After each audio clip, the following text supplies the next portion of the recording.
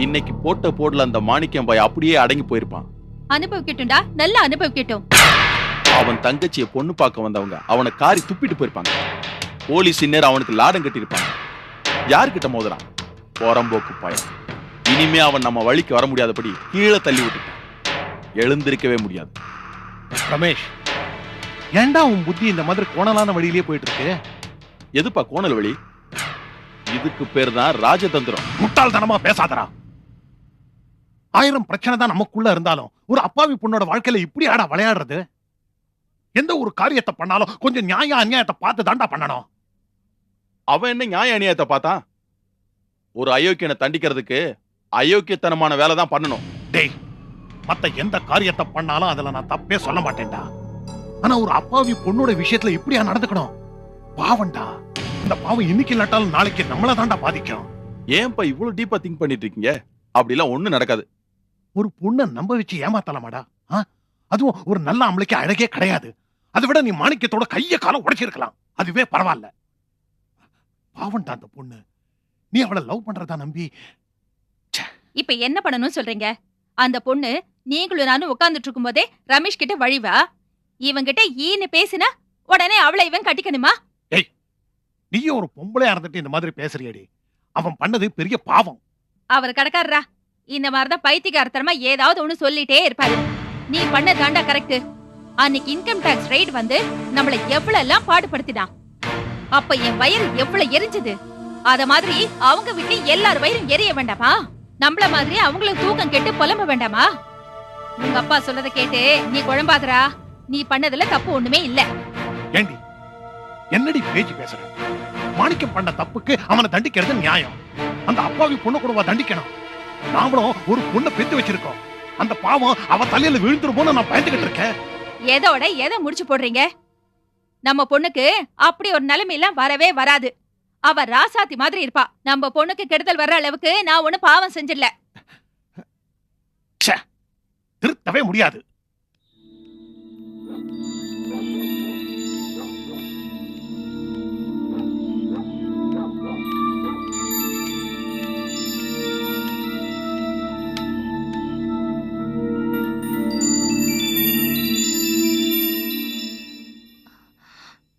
என்னாச்சு? நிர்மலா பத்தி ஏதாவது தெரிஞ்சுதா? வந்துட்டா, வீட்டுல தான் இருக்கா. எப்ப வந்தா? நான் இங்க இருந்து கிளவி அம்மாவையும் ஆட்டோல கூட்டிட்டு போனல, வீட்டு வாசல்ல போய் இறங்குறேன். வாசல்ல குத்துக்கல் மாதிரி உட்காந்துருக்கா. என்ன ஏதுன்னு கேட்டா காலேஜ்ல லேட் ஆயிடுச்சுன்னு சர்வ சாதாரணமா சொல்றான். சாதாரணமா சொல்றாளா? பின்ன அம்மா அப்புறம் மிரட்டி கேட்டாங்க. என்ன தெரியுமா சொல்றா? அவளுக்கு இந்த கல்யாணத்துல இஷ்டம் இல்லையா, அதான் இப்படி எல்லாம் பண்ணிட்டு இருக்கலாம். என்ன தைரியம்டா அந்த கழுதைக்கு? எவ்வளவு கஷ்டப்பட்டு எல்லாத்தையும் அரேஞ்ச் பண்ணி காத்துக்கிட்டு உட்கார்ந்திருக்கமே, நம்மள என்ன கிறுக்கங்க நினைச்சிட்டாளவ? பொறுமையா இருங்கண்ணே, கோபப்பட்டு எதுவுமே ஆகாது. அமைதியா இருங்க ப்ளீஸ். ஆமாங்க, நீங்க அப்பல இருந்து நிம்மதி இல்லாம பதட்டப்பட்டுட்டே இருக்கீங்க. கொஞ்ச நேரம் அமைதியா இருங்க. நான் இப்ப எதுக்கு வந்தேன்னா, நீங்க எல்லாம் கவலையோட டென்ஷனோட இருப்பீங்க நிர்மலாவை பத்தி. அதான் வந்துட்டாங்கிற விவரத்தை சொல்லிட்டு போலாம் தான் வந்தேன். ரொம்ப லேட் ஆயிடுச்சு. நிம்மதியா தூங்குங்க, காலையில பேசிக்குவோம். டேய், நம்ம வேலை கொஞ்சமாவது பயம் இருந்திருந்தா இப்படி எல்லாம் செஞ்சிருப்பாளடா. சரிண்ணே, அதெல்லாம் அப்புறம் பேசிக்கலாம். அதான் வந்துட்டாளே, கொஞ்சம் பொறுமையா இருங்க. ஆமாங்க, நான் கிளம்புறேன். அம்மா காத்துட்டு இருப்பாங்க. வரேன்.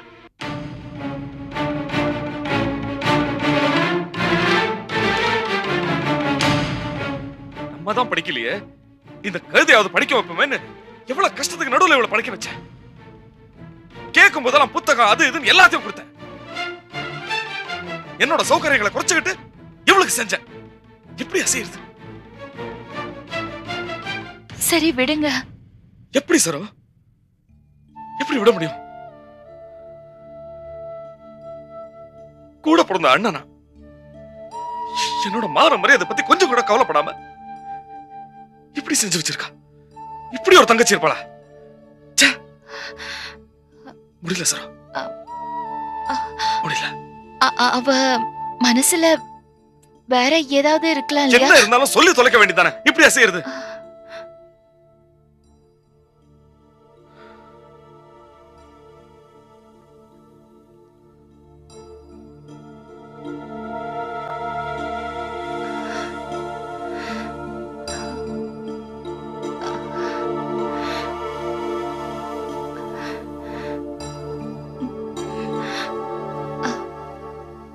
எனக்கு ஒரு சந்தேகம். என்ன? சொல்றதுக்கு தயக்கமா இருக்கு. ஐயோ, எவ்வளவோ பிரச்சனை வந்துச்சு, இப்ப என்ன தயக்கம் சொல்லு. ரொம்ப நாளைக்கு முன்னாடி ஒரு நாள் நான் நிர்மலாவை ரமேஷ் கூட பார்த்தேன். செல்வம் கூட நிர்மலாவை ஹோட்டல்ல ஒரு ஆம்பளையோட பார்த்ததா சொன்னாரு. எனக்கு என்ன சந்தேகம்னா, அந்த ஆம்பளை ரமேஷா கூட இருக்கலாம் இல்லையா? எதுக்கு சொல்ற என்கிட்ட அது மறைச்ச? அந்த ரமேஷோட இல்லங்க, இது வெறும் சந்தேகம். வாய மூடு, வாய மூடு. இதே உன் தங்கச்சிகளை யாராவது பத்தி இந்த மாதிரி ஒரு சந்தேகம் வந்திருந்தா சும்மா இருந்திருப்பியா? என்ன ஏதுன்னு விசாரிச்சு சரி பண்ண தானே முயற்சி பண்ணிருப்ப. ஏன் தங்கச்சி உனக்கு இலக்காரம்? இல்லங்க, அப்படி இல்ல. அன்னைக்கு செல்வம் நிர்மலாவை ஹோட்டல்ல பார்த்த விஷயத்தை உங்க வீட்டுல சொன்னப்போ யாரும் அத பெருசா நினைக்கல. அப்படி இருக்கும்போது நான் என்னோட சந்தேகத்தை சொன்னா யார் கேட்க போறாங்க? அது மட்டும் இல்ல, நிர்மலாவை நான் வேணும்னே அசிங்கப்படுத்துறேன்னு உங்க அம்மாவும் நிர்மலாவும் சேர்ந்து என்ன ஒரு வழி ஆக்கிருப்பாங்க. இந்த விஷயம் சொன்னதுக்கு செல்வத்தை எப்படி தாறுமாறா பேசினாங்க, என்ன மட்டும் விட்டுருவாங்களா? நீ சொல்ற காரணம் உண்மையாவே இருக்கலாம். ஆனா உனக்கு உண்மையாவே அக்கறை இருந்திருந்தா நான் என்ன சொல்லுவேன், அம்மா என்ன சொல்லுவாங்க, தங்கச்சி என்ன சொல்லுன்னு கவலைப்படாம என்கிட்ட உண்மையை சொல்லிருப்பேன். என் தங்கச்சி வாழ்க்கையை பத்தி கொஞ்சம் கூட அக்கறை இல்லாம உன்னை திட்டுவாங்கன்ற ஒரே காரணத்துக்காக உண்மையை என்கிட்ட மறைச்ச பாரு. என்னை பொறுத்த வரைக்கும் அதான் பெரிய தப்பு. உன் சந்தேகம் என்ன இருந்தாலும் என்கிட்ட சொல்லி தொலைச்சிருக்கலாமே. நீங்க சொல்றதெல்லாம் சரிதாங்க. தப்புதான், தப்பு என்னோடதுதான். இந்த விஷயத்தை பொறுத்த வரைக்கும் நான் தான் ரொம்ப பொறுப்பு இல்லாம நடந்துகிட்டேன். சரோ, ரொம்ப லேட்டா வருத்தப்படுற, ரொம்ப லேட்.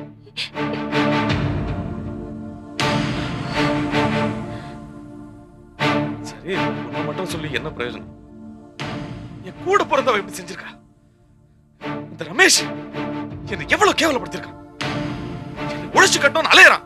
அவனோட என்னங்க என்னங்க இது? இல்ல சரோ, ஆத்திரமா வருது.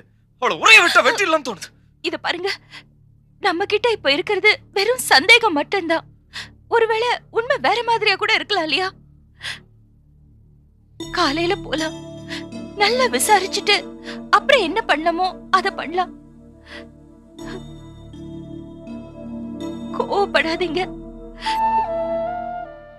இது நம்ம நிர்மலாவோட வாழ்க்கை பிரச்சனை. அவசரப்பட்டுடாதீங்க.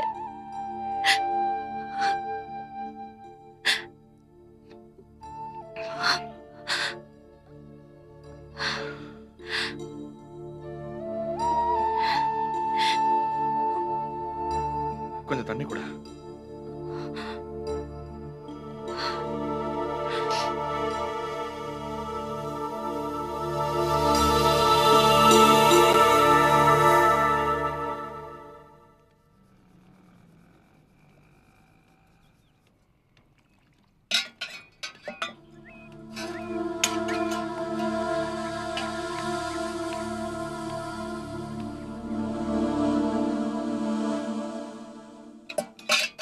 வாங்கண்ணே, வாங்க. என்ன சொல்லுவாங்க, கிளம்பிட்டியா? ஆமாண்ணே, கடையில் நிறைய வேலை இருக்கு, சரக்கு வருது, பேங்க்குக்கு வர போகணும். கொஞ்சம் இப்படி வா. நேற்று வீட்டில் நடந்த விஷயம், போலீஸ் பிரச்சனை, இதெல்லாம் மனசில் போட்டு அழட்டிக்காத. அப்புறம் யாராவது வந்து இதை விசாரிக்கிற மாதிரி வம்பு பண்ணால் கூட எனக்கு ஒன்றும் தெரியாதுன்னு கட் பண்ணி விட்டுரு. ஏன்னா நம்ம கீழே விழுந்த உடனே ஏறி மிதிக்கிறதுக்குன்னே நிறைய பேர் இருக்காங்க. அவங்களுக்கு நம்ம வாய்ப்பை கொடுத்துடக்கூடாது. சொல்கிறது புரியுதுண்ணே, நான் பார்த்துக்கிறேன். நான் இந்த பிரச்சனையை முடிச்சுட்டு வரேன், நீ கிளம்பு. சரிண்ணே, வரேண்ணே.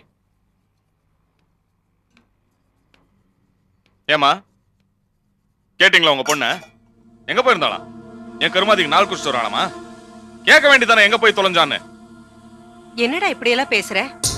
நீ இந்த மாதிரிலாம் பேச மாட்டியே. நேத்து ராத்திரி தான் ஏதோ கோவத்துல பேசுறேன்னு பார்த்தா இப்ப வந்து உன் மக அப்படி இப்படின்னு பிரிச்சு பேசுற. அவ உன் தங்கச்சிடா, அவளை கேட்கறதுக்கு உனக்கு எல்லா உரிமையும் இருக்கு. அவளை 4 சாத்து எங்கடி போனேன்னு கேட்க வேண்டியதானே? மனசுல பாசம் இருந்தா எல்லா உரிமையும் வரும்.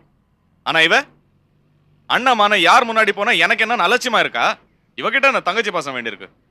என்ன இருந்தாலும் தங்கச்சி பாசம்லாம் விட்டு போகாதுடா. நீங்க தான் அப்படி சொல்றீங்க. இவ்வளவு பிரச்சனை நடக்குது, நான் செஞ்சது தப்புன்னு ஒரு வார்த்தை வாயில வருதா? ஓம கொட்டா மாதிரி நிக்கிற பாரு. அண்ணே ரொம்ப பேசாத. எனக்கு தான் இந்த கல்யாண ஏற்பாடு இஷ்டம் இல்ல நான் சொன்னல. நீ கேக்கல, அதான் நான் வரல. அப்புறம் எதுக்கு நான் சும்மா திட்டிட்டு இருக்க? ஏய், இந்த விஷயம் அவ்வளவு சாதாரணமா போச்சு அவனுக்கு? நீ செஞ்ச காரியத்தால நம்ம குடும்பத்துக்கு அவமானமா போச்சு. இது பாருண்ணே, வாய்க்கு வந்தபடிலாம் பேசாத. நேத்து நான் வரல உண்மைதான். அதுக்கு என்னமோ பெருசா அவமானம் அதுன்னு என்ன மட்டும் குத்த சொல்லிட்டு இருக்க? நேத்து போலீஸ் உன் வீட்டுக்கு வந்து உன்னை தர இழுத்துட்டு போச்சே, அந்த அசிங்கத்துக்கு நானா காரணம்? ஏதோ என்ன திட்டுறது ஈஸின்னு ஏதேதோ பேசுறத. ஏய், வாய மூடுறி. எதுக்கு நேத்துக்கு நீ வீட்டுக்கு வரலன்னு எனக்கு தெரியும். போலீஸ் எதுக்கு வீட்டுக்கு வந்துச்சுன்னு எனக்கு தெரியும். யார் கொடுக்கற தைரியத்துல நீ இவ்வளவு தூரத்துக்கு ஆடுறேன்னா எனக்கு நல்லா தெரியும். சொல்லு, நேத்து சாயந்தரம் யாரோட இருந்த? சொல்லு, இல்லைன்னா கொன்னே விடுவேன். அண்ணே, ஏதேதோ கற்பனை பண்ணிட்டு பேசாத. நீங்க பாக்குற சம்மதம் எனக்கு பிடிக்கல, அதனால தான் நேத்து நான் வரல. ஓ, இன்னும் யார் மாப்பிள்ள என்ன பாக்கல, ஆனா இந்த சம்பந்தம் உனக்கு பிடிக்கல. சரி, உனக்கு பிடிச்ச மாப்பிள்ள யாரு? யார பார்த்து வச்சிருக்க? யாருவோம் காதலன்? அப்படி எல்லாம் யாரும் இல்ல. உன் கோவத்தை என்கிட்ட காட்டாத, அதுக்கு நான் ஆள் இல்ல. பாய திறந்தா பொய். பொய்ய தவிர வேற எதுவும் பேச தெரியாதா உனக்கு? சொல்லு, இப்பயாவது யார காதலிச்சு தொலைற? நான் யாரையும் காதலிக்கல. திரும்ப எதுக்கு அதையே கேக்குற? ஏண்டா அவ தான் ஒண்ணு இல்லன்னு சொல்றாளே, அவ சொல்றத நம்பாம அவளை ஏன்டா சந்தேகப்படுற? இவ விட்டா ஊரே ஏமாத்திடுவா. ஆனா நான் ஏமாறதா இல்ல. இவ யார லவ் பண்றா தெரியுமா? ரமேஷ், சிவசாமியோட பையன். என்னடா என்னென்னமோ சொல்ற? உண்மையதாமா சொல்றேன். அந்த ரமேஷ் சந்தர்ப்பம் கிடைச்சா என்ன கொன்னு குழி தோண்டி புதைக்கணும்னு ஆசைப்படுறான். இவன் அவனை லவ் பண்றதுக்கு எனக்கு சாப்பாடுல கொஞ்சம் விஷத்தை கலந்து கொடுத்துடலாம். உங்க மேல சத்தியம் பண்ணி சொல்லுங்க அவனை லவ் பண்ணலன்னு. டேய், எனக்கு என்னமோ நீ சந்தேகப்படுறது தப்புன்னு தோணுதுடா. ரமேஷுக்கும் நமக்கும் பகை இருக்குன்னு தெரிஞ்சதுக்கு அப்புறமும் இவ எப்படி அந்த காரியத்தை செய்வா? யாரா உனக்கு அப்படி சொன்னது? இவ பைக்ல அவனோட போனத சரோ பாத்துருக்கா. அன்னைக்கு செல்வம் கூட படிச்சு சொன்னான். நம்ம தான் கேட்டுக்கல. இவன் அன்னைக்கு ஹோட்டலுக்கு போனதும் அந்த ரமேஷோட தான். ஏன் நீ உங்க ஊம குசும்ப காட்டிட்டீங்கல்ல? அன்னைக்கு நான் பேசினப்ப என்ன சொன்னீங்க? இந்த காலத்துல ஒருத்தன் கூட பைக்ல வருது சின்ன விஷயம், அத நான் தப்பா நினைக்கல, பெருசா சொல்லிட்டு இப்ப அண்ணன் கிட்ட போட்டு கொடுத்துட்டீங்கல்ல?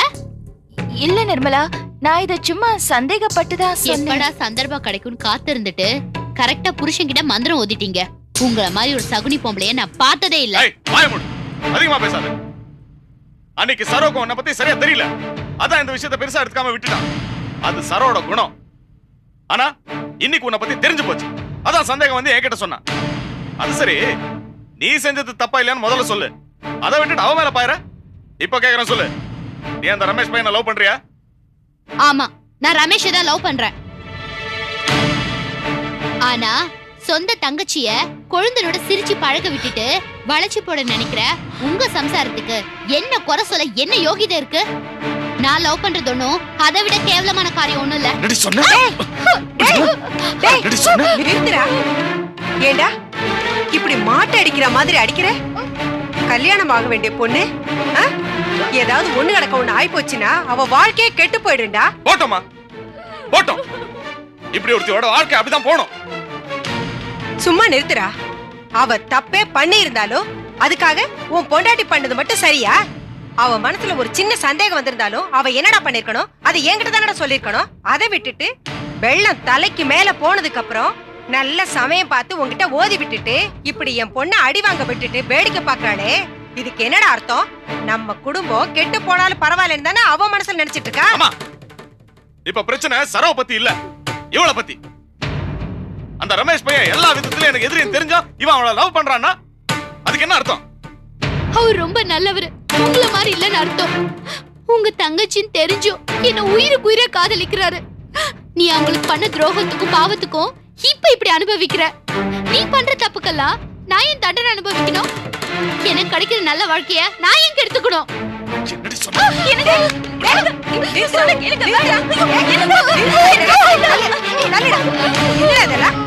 ஏண்டா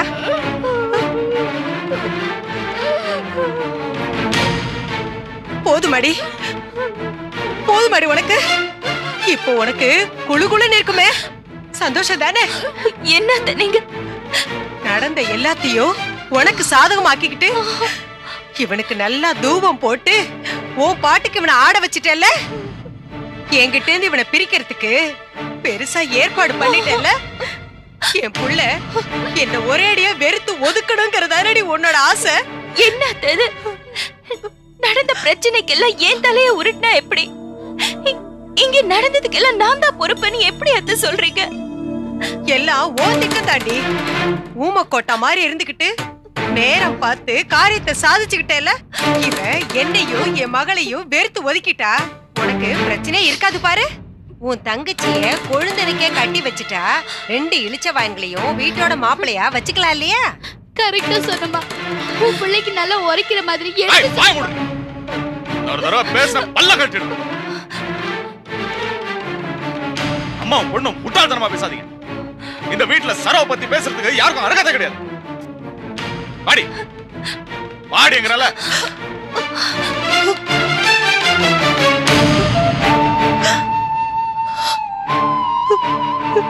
இப்படி புத்தி மாறி போயிட்டானே. அவன் ஒரேடியே என் புள்ளைய மயக்கிட்டாளே. நான் என் புள்ளைய உயிரோட பறி கொடுத்துட்டேனே.